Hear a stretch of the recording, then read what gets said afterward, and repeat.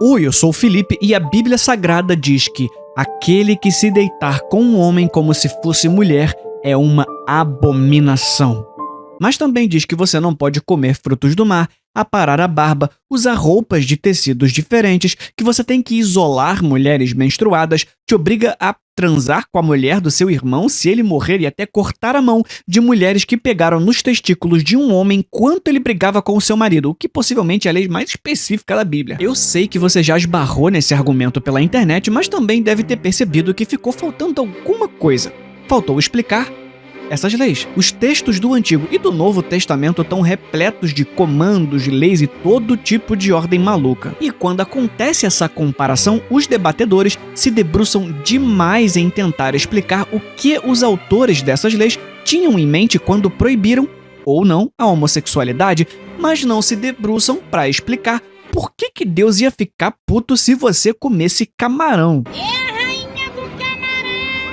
O que eu acho muito mais interessante. Já ouviu o famoso ditado, se tem placa, tem história? Com as leis do Antigo Testamento é um pouco parecido. E eu já vou dar uma dica, não é sobre alergia e higiene. E é toda essa conjuntura histórica, mais estranha ainda, o que a gente vai investigar no vídeo de hoje. Vamos verificar se tem algum sentido nas leis bizarras do Antigo Testamento. Para entender essas leis é importante a gente lembrar onde elas estão. Basicamente, nos 5 primeiros livros da Bíblia, chamado de Pentateuco e Torá pelos judeus. Eu expliquei melhor sobre isso em outro vídeo linkado no final desse aqui. Basicamente, Gênesis usa histórias de origem para explicar costumes e problemas do mundo daquela época. Êxodo narra a suposta escravidão no Egito até a formação de Israel em Canaã, e eu vou explicar por que eu disse suposta escravidão quando eu falar só de Êxodo num vídeo futuro. Levítico é o centro das leis morais, sociais e sacerdotais, e vai ser o texto mais analisado aqui. Números é o lado mais técnico, censo, lembrança de algumas leis, modelos de organização, como o próprio nome sugere, números. E por fim, Deuteronômio, que reapresenta e atualiza leis antigas através de Moisés, tanto que a palavra Deuteronômio significa segunda lei. Então sim, a Bíblia inteira tem regras,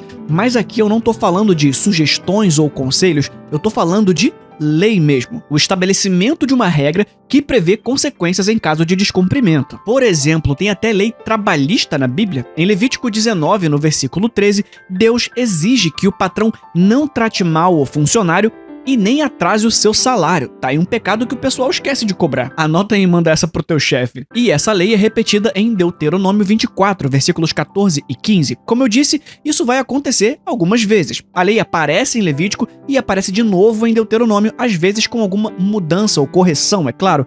E isso vai ser importante. Mas não para por aí, porque a Bíblia tem leis que te proíbem de se apropriar do lucro. É isso mesmo, Felipe, o Antigo Testamento é comunista. Bom, no mesmo capítulo 24 de Deuteronômio, Deus ordena que o excedente da colheita não deve ser levado pelo dono da plantação, mas deve ficar para os pobres, órfãos, viúvas e estrangeiros. Imagina Deus aparecendo hoje e te falando que o excedente do seu trabalho tem que ficar para imigrante. A gente já vai chegar nas leis mais malucas e polêmicas, mas eu tô fazendo essa parte aqui só porque eu quero elucidar o quão curioso é que tiveram que criar leis para o bom senso. É pouco provável que alguma coisa tenha sido colocada no texto sem um histórico de comportamento que o explique, sacou? Em uma olhada rápida, boa parte das regras fazem total sentido, até coisas simples. Então, quando não faz sentido, talvez falte o contexto que se perdeu. Tipo em Deuteronômio, capítulo 23, nos versículos 12, 13 e 14, quando Deus pediu que Moisés deixasse registrado para o povo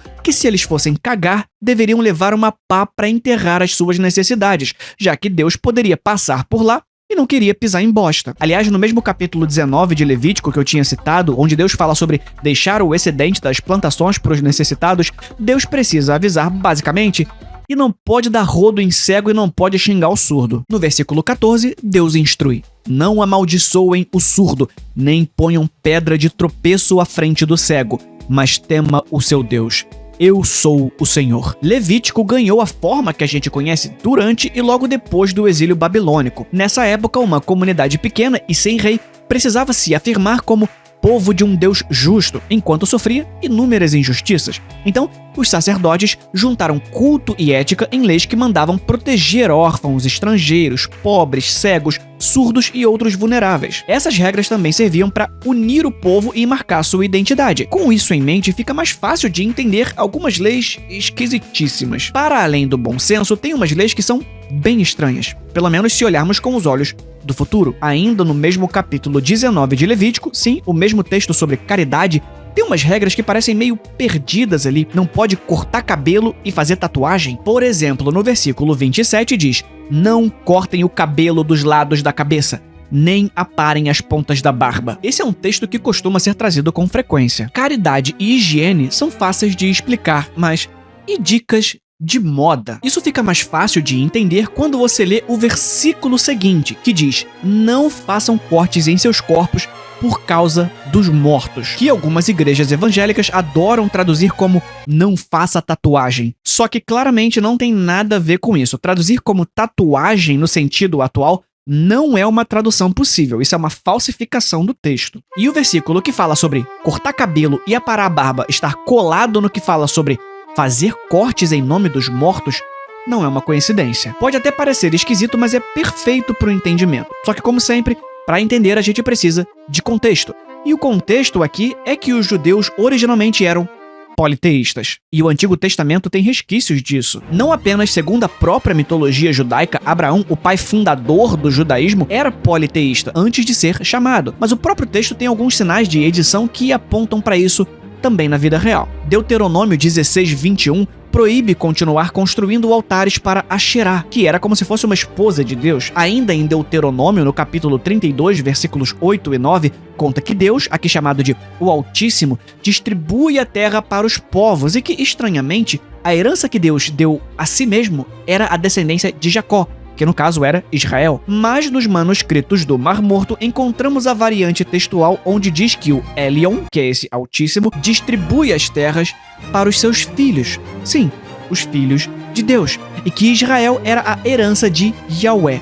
Ou seja, o que conhecemos hoje como Jeová era um Deus menor, filho do Deus maior, El, assim como Baal, Chemosh e muitos outros. Eram deuses menores de um panteão liderado pelo Altíssimo. Isso vai voltar depois no livro de Juízes, quando Jefté, que foi um dos juízes, manda uma carta diplomática para o povo amonita para resolver uma questão territorial. E ele basicamente diz: Yahweh, que é o nosso Deus, deu essa terra pra gente. E Chemosh, que é o Deus de vocês, deu essa terra aí pra vocês, cada um no seu quadrado. O Salmo 82 retrata Deus numa assembleia de deuses como o líder. E no Salmo 74, o autor repete a mitologia cananeia, onde o deus Baal vence o monstro Lotã, que não por coincidência se parece muito com Leviatã, separa as águas e prepara o caminho para o surgimento da humanidade. Aliás, explicado esse conflito cultural de deuses, existe um tablete encontrado na Síria que conta essa história de Baal que eu acabei de citar. E o texto é conhecido como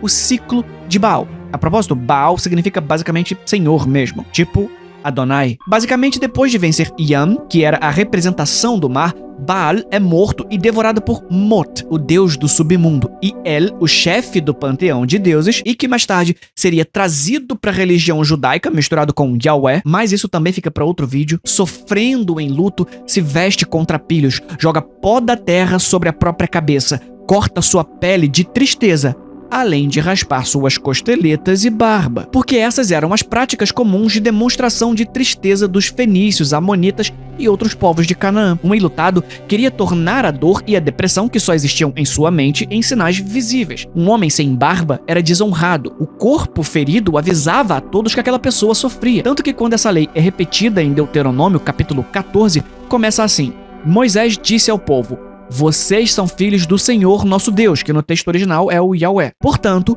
quando chorarem a morte de alguém, não se cortem nem raspem a cabeça, como os outros povos fazem. Porém, tem um detalhe a mais. Segundo Jeffrey Tigay, responsável por uma das maiores obras de comentários sobre Deuteronômio, esses cortes e raspagens provavelmente começaram como ofertas de sangue e cabelo para fortalecer o morto no submundo. O sangue, por motivos óbvios de relação com a vida, e segundo o imaginário popular da época, o cabelo carregava a energia vital da pessoa. Daí a importância do voto nazireu, o que ajuda a entender o que o El faz no ciclo de Baal, muito mais do que uma reação de desespero. Tanto é que esse ritual aparece em várias outras histórias da Bíblia. Isso acontece em Isaías, no capítulo 15, versículo 2, e em Jeremias 48, 37, quando os moabitas demonstram luto coletivo pela destruição da cidade. Em Jeremias 41, após Ismael matar Gedalias e ocupar Mispá, 80 homens de Siquém, Siló e Samaria vão ao templo com cereal e incenso e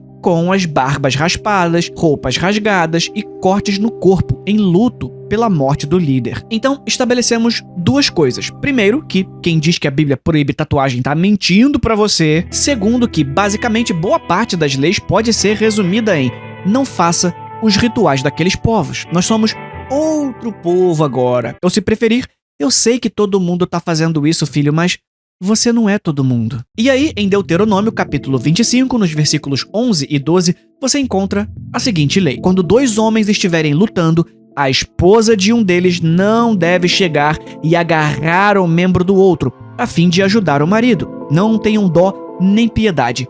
Cortem a mão da mulher que fizer isso. O bizarro dessa lei é a especificidade da coisa. Se a mulher der uma facada, tudo bem. Se ela morder a orelha, tudo bem também. A única preocupação é se pegar no membro. Quantas vezes isso teve que acontecer para os sacerdotes finalmente registrarem isso como lei? Para começar, como era de se esperar, a gente precisa resolver esse problema de tradução. O que é traduzido como membro ou testículos em algumas versões é mevushin, um rapax legomenon, uma palavra ou expressão que aparece apenas uma vez em um texto. Mevushin é uma palavra ligada à ideia de vergonha, usada aqui claramente como um eufemismo para os genitais masculinos. Até aí, tudo bem. Não especifica se é bola ou pinto, ou os dois juntos, mas a gente vai entrar nesse detalhe daqui a pouco. O problema é que a forma do verbo usada no castigo é meio incomum. Em outros lugares, esse verbo em hebraico, vekatsotá, que tem a raiz em katsatz, pode ter o sentido de cortar ou amputar, e pelo contexto, mas também por aproximação com línguas próximas, a leitura mais provável aqui é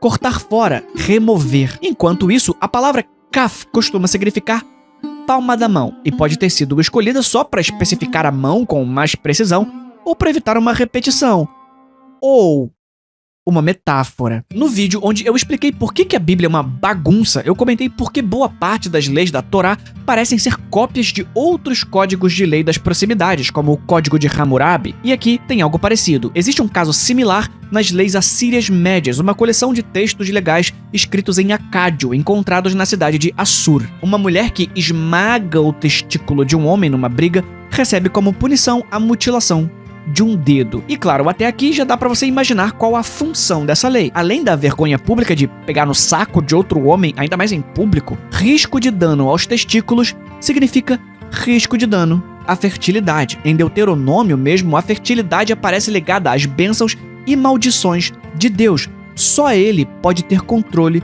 sobre isso. Então, ameaçar a capacidade reprodutiva do outro invade um campo que o texto trata como ligado ao domínio de Deus e somente a Deus. A tradição rabínica costuma reinterpretar essa lei como indenização em dinheiro, puxando aquela lógica do olho por olho, como uma compensação financeira, porque o mesmo versículo que fala para cortar a mão diz: não apoupará o teu olho. Cortar fora a palma da mão seria um jeito sutil de dizer que a mulher, ou o seu marido no caso, ia ficar responsável por pagar uma grana de indenização. Assim como no olho por olho, dente por dente. E como a gente sabe, filho era herança, e herança era passível de quantificação. Mesmo assim, o texto do jeito que tá soa mais como punição física mesmo, e a frase não tenha piedade combina melhor com esse tom. Ainda que, como eu disse, tradicionalmente, todos os registros de interpretação dessa lei falam de compensação financeira. A gente basicamente não tem nenhum registro de uma mulher que perdeu a mão porque pegou na bola de alguém. E como eu já falei algumas vezes, esse trecho faz mais sentido